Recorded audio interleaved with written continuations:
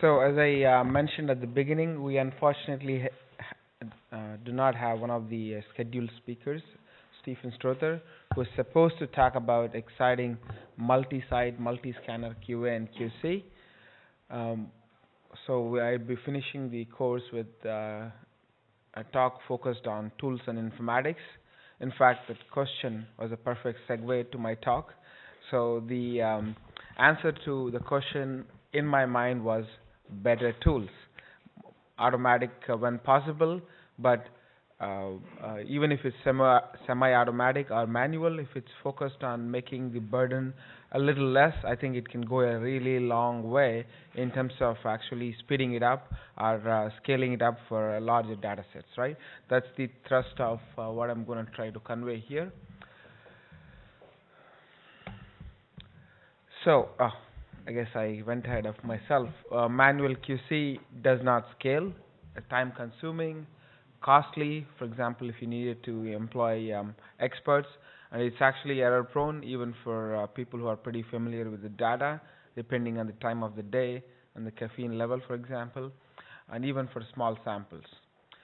So tools are really, really important to improve reproducibility as well as improve harmonization across various aspects. But before I go on about how important they are, I want to remind people that there are dangers of automation, as you may have guessed. They can be black boxes, as we have seen in the confession now, uh, and sometimes the people just don't understand what's happening, right? So we have to keep this in mind before we go charging fully towards automation. And actually, for this particular QA QC aspect, they are not sufficiently accurate. At least in few of the applications I've been involved in, some of them are just not there, and they can really help with very subtle issues. So this talk, I was hoping to give a quick summary of a large number of very QC QA tools that are available. We can't cover them all in detail because they go across diverse and disparate set of topics, and in fact, I don't know too much about them except for what they do. I'm just trying to present summaries, hoping to make it easy for other people interested in particular modality or application. You don't have to worry getting the details. All the tools, most of the tools are already summarized in this website of the Neuroimaging Quality Control Special Interest Group.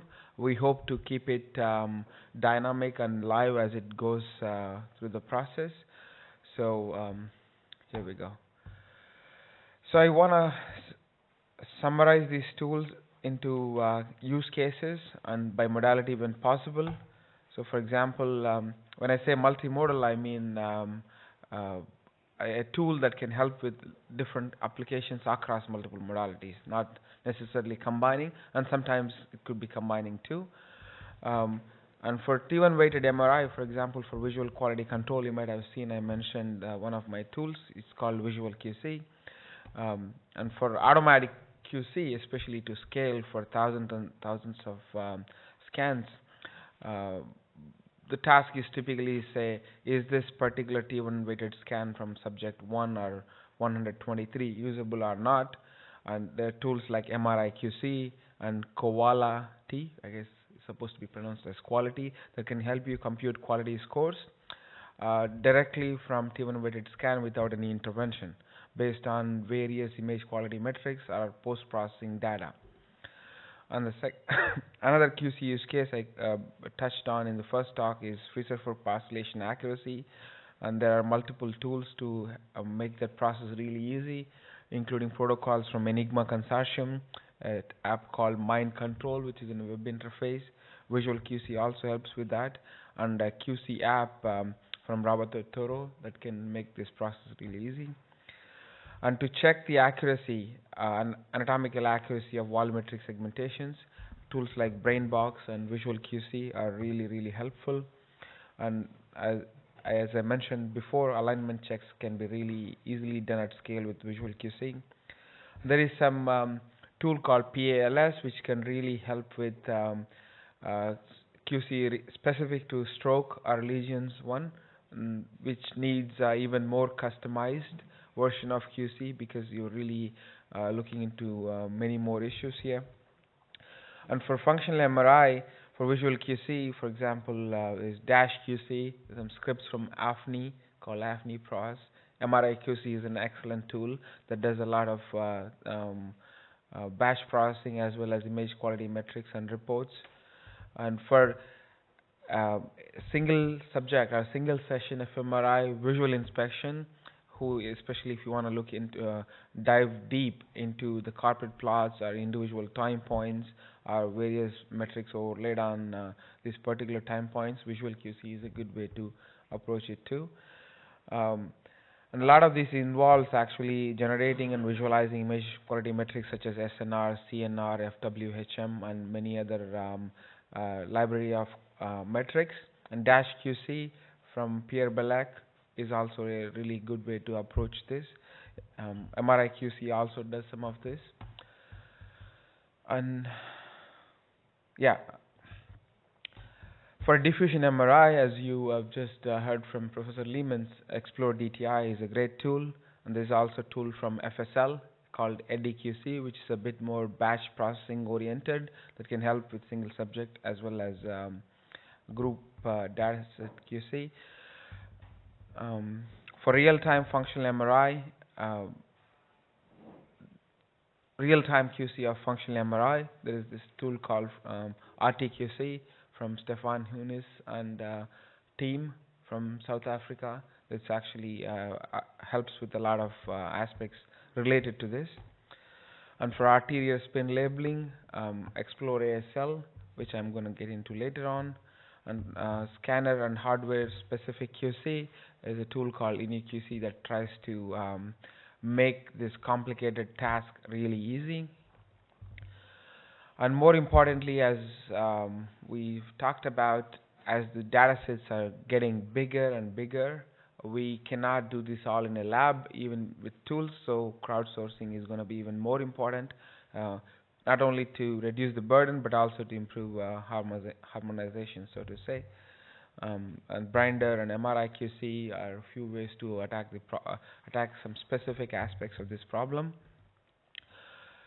So I want to spend a little more time on visual QC.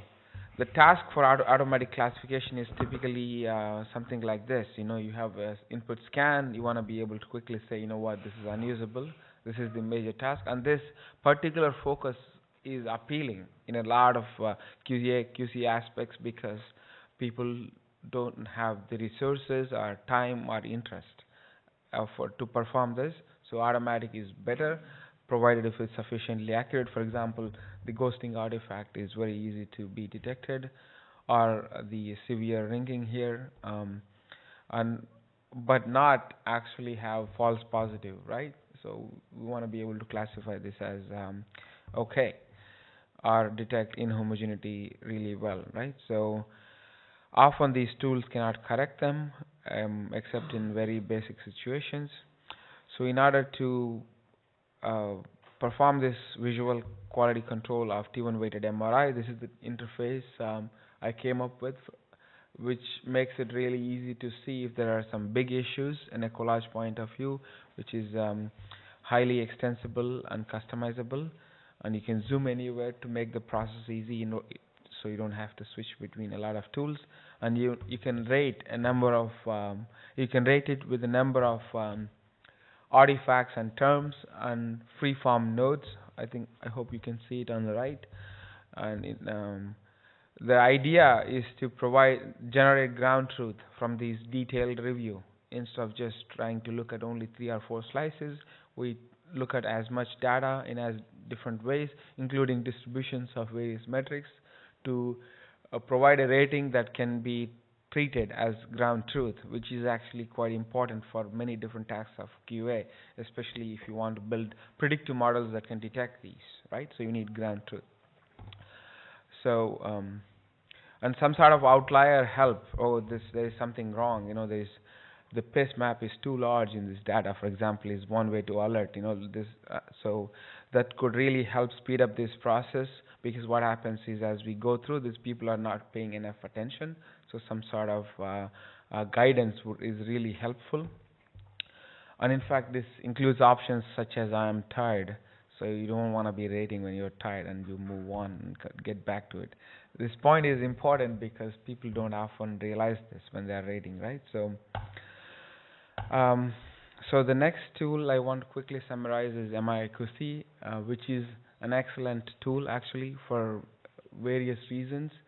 Um, it the primary purpose I think it's used at this point is automatic classification of scans, either low quality or acquisition issues with T1 weighted MRI and fMRI, and it's extending quality assessment protocol published by Cameron Craddock and colleagues back in the day, and it's actually very well implemented, integrates super nicely with BIDS format, where Paul Racklab is leading this, and very easy to use on Open Neuro, especially if you have functional data set and T1 data sets in BIDS format or as a command line app. We can't go into details on everything it does, but take a look. It also produces a lot of reports on image quality metrics, which can be helpful in detecting outliers and are getting back to some interesting subjects in a big group, for example. As I mentioned, Koala T is another app that can compute scores for a given T1 weighted MRI scan and visualize the whole data set to help you quickly pick out bad scans, or at least semi-automated effort to reduce the QC burden, so you can only look at few of them instead of having to go through everything. I mentioned Visual QC Freesurfer before. The purpose of these customized and integrated tools is to reduce the QC burden, right? So, for example, by giving you a full collage overview and ability to zoom in wherever you want to, if you spot some mistakes, or removing surface overlays, or for example zooming in the full surface visualizations would make the process super easy, which otherwise is quite hectic and time consuming, and sometimes erroneous because you are switching between a lot of tools, right? So in fact, I have a poster on this tomorrow or Wednesday showing that this particular protocol produces much less false positives with higher error detection rate compared to Enigma protocol. And yeah, so this is the Enigma protocol I was just mentioning. This protocol, I think, was originally developed with a focus on achieving reasonable quality assessment, but at scale, at like thousands and thousands of scans. It works reasonably well for certain aspects, and it's actually adopted in Enigma consortium. It can be really helpful to inform other more comprehensive workflows. As you might have seen this in first talk, Visual QC can really help with checking alignments across modalities and various aspects really quickly. And Mind Control is another app for visual quality control. Takes a different approach where you start with the distributions from a entire data set and focus on outliers, or focus on a particular ROI you might be interested in, and then zooming into the particular subject that might be cause of concern in various ways. By linking descriptive metrics, imaging viewer, editor, and annotation, especially if you want to quickly edit an error in ASeg or apart plus ASeg, it can be done. And because of its design, it makes it really easy to collaborate and be used in various ways. Note, I put links to the original tool or data whenever possible, so when you get the slides, you can always dig in later. There's another similar app is called QC App from Robert Totoro, Katya, Hure, and team. This is more focused on quicker assessment of segmentation accuracy, for example, in this case, cerebellum. And on the left, you can see the whole data sets, and you can quickly look and rate the particular subject in a way and move on. And BrainBox is another tool that makes collaborative volumetric editing really, really easy. This is an excellent tool because you can real-time collaborate on the internet and produce really high-quality neuroanatomical segmentation, right? So because this is a time-consuming and tough process, such collaboration is kind of important to get high-quality segmentations. Another way to do this, if you are not really producing atlases, but actually looking at hundreds of subjects in a data set and also multiple structures, is via Visual QC that can really make this process easy. And AFNI proc, going into functional MRI now, AFNI processing scripts actually now have some QC capabilities, producing images into your web page that you can scroll through and try identify outliers based on customized QC visualizations. It produces various different plots to help with functional MRI, QA, QC. This is followed by Dash QC, like I mentioned, focuses on visualizing image quality metrics that can and directly linking them to the particular subject reports, helps with checking alignment between EPI and T1, for example, which are important. And like I mentioned, MRI-QC does a lot of functional MRI-QC too. Excellent tool, you must take a look. And Visual QC also helps with this, but here the focus is in individual bold volume, right?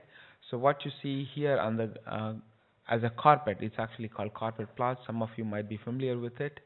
That plots time points on the x-axis and the voxel on the y-axis. This particular type of visualization of 4D data in a 2D plane makes it easy to pick up any major artifacts such as motion and a few other spikes, for example. And I don't know if you can see the colors. I overlaid some of the per time stats on in 3 different panels: top, middle, and the bottom. The top is the main bold signal at each time point, and the bottom is the standard deviation of the bold signal. The bottom is DVARS, is a specific metric which is very useful to for QA, QC, or functional MRI. So the reason this is laid out in this particular manner is to pick out outliers quickly, like the outliers we saw in the diffusion MRI talk. If you see something really dropping down at the right hand quadrant, you can see one black band from top to bottom. That's where some issues are, for example, and I quickly rate it. And this also helps you to zoom in to that particular bold volume, if that would help you get more confidence into assessment of what it is, right? So this is obviously not enough to tell, right? Just a single voxel value, right? So you have to look at the full 3D volume to assess its quality, right? And it can do a lot more things. The idea is to make comprehensive review of the data really easy with a Visual QC, right? So next, jumping into diffusion MRI QC now, is a tool called ADQC from FSL group, which really helps assessing at the single subject as well as the group level. QC metrics are derived through different stages of FSL pre-processing pipelines, and primarily focusing on trying to differentiate between good and bad quality scans quickly, and also to reduce the QC burden by identifying problematic scans that you can actually spend more time on. Next, as we learned from Professor Lehman's on Explore DTI for exploratory diffusion MRI and fiber tractography, that includes a lot of QA, QC, and some PIS maps, I believe. So as another another tool in this space is DTI Prep, which takes a very similar approach to QC, like ADQC and Explore DTI. It's an open source tool. You can learn more about it online. So processing, model estimation, looking at residuals and other proxies for quality. So just like functional MRI, visual QC helps you go through diffusion MRI data also, because both are 4D data instead of time point. This is actually wrong graphic. I'll correct it. It should be gradient along the x-axis, and we can overlay diffusion MRI specific metrics here, which can help you quickly rate the quality or make some notes. Uh, so for comprehensive assessment, this makes the process easy, and you can also zoom into different volumes as you wish. So now jumping into special types of modalities, which is, for example, real-time functional MRI here. RTQC Toolbox helps with a large number of aspects related to the quality control. Um, I'm not an expert on this particular modality, but I hope you can go to the website and get more details into this. But I guess it also has, it takes the same approach as many other tools to provide customized visualizations with focus on assessing the quality and producing reports, and a regressor for denoising, for example. And for ASL, arterial spin labeling modality, there is a toolbox. In fact, this is a great community effort that are trying to build a collaborative framework that facilitates cross-pollination between methods, image processing methods, people, and clinical investigators to try improve the quality of ASL analyses. If you are into these applications, please take a look. And this is actually quite an outlier in this space too, because this toolbox helps you with very specific scanner and hardware related QC, especially when you have a multi-echo or when you have the number of dimensions greater than 4. MATLAB-based toolbox, which build custom data structures and frameworks for fast switching between image operations and visualizations, for example, and it does integrate with SPM well. You want to take a look. Remember, the overview picture I gave you, QC is not just in the image that is produced, but there is a bigger scope to it. So you want to think about this, QC into the acquisition processes, and the image are also combining across multi-site.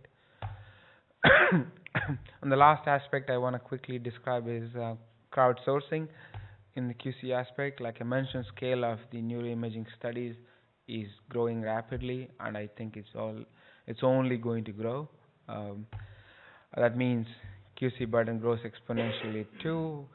You cannot rely on experts for QC on, like, let's say 50,000 or 100,000 images, right? So you must go beyond the lab to achieve high quality QC on this. So crowdsourcing is a way to try break the task down into simpler QC tasks that can be offhanded to citizen scientists, so to say. Grinder is an attempt in that direction, for example, to assess the quality of the input T1 weighted images, for example, or stroke, the accuracy of lesion segmentation, right? So I don't mean to imply that this is perfect for all QC applications. In fact, I don't think so, because this certain aspects of the QA QC requires a lot of training and familiarity with the data. But for certain simple applications, for example, distinguishing between good quality T1 MRI on the left and very bad scan on the right, I think it can be done by most reasonable people if you train them well. In fact, that's what this app tries to do. Show them some examples before and test their ability to distinguish between issues using ground truth. As they reach a certain level of familiarity and accuracy, you can actually let them to go on rating actual images. And this process is gamified to improve engagement, to get more people joining in. And if you have a large number of ratings for an image, which is rated as, for example, bad, it's more likely that it's bad, and it really helps improve the scale. Yeah, like I said, it's gamified, which is actually a pretty good idea. So this is by no means a comprehensive summary. I believe there is more tools out there. We really tried hard to get input from the community to try let them tell us what they have done, so we can maintain a collection and people are aware of this. So if you are thinking about either using or to contribute to one of these toolboxes, I have some personal advice. This is not official from the special interest group or whatever. My suggestion is to ask really detailed questions on what these tools does before you go on from designing and planning large number of studies and whatnot. You might be surprised that about what they do and what they don't. You don't want to make plans on this before you get it. Play with it, and like I said, you know your problem best. Although I try to cover many modalities with visual QC based on my own understanding, it really requires collaborations with domain experts who actually know the problem better to improve it, right? So if you think that there's a particular issue that's not handling, you could try solve it yourself. But I would highly, highly recommend try not reinventing the wheel. It's a wasted effort. It's not worth it. Contributing to open source tools is the way to go, but don't compromise on the quality because you know your problem best. So it's a little game. So try to spend time and also even correcting the documentation and helping improve the quality of information and the quality control tools also helps a lot. So with that, I want to thank you and happy to take questions.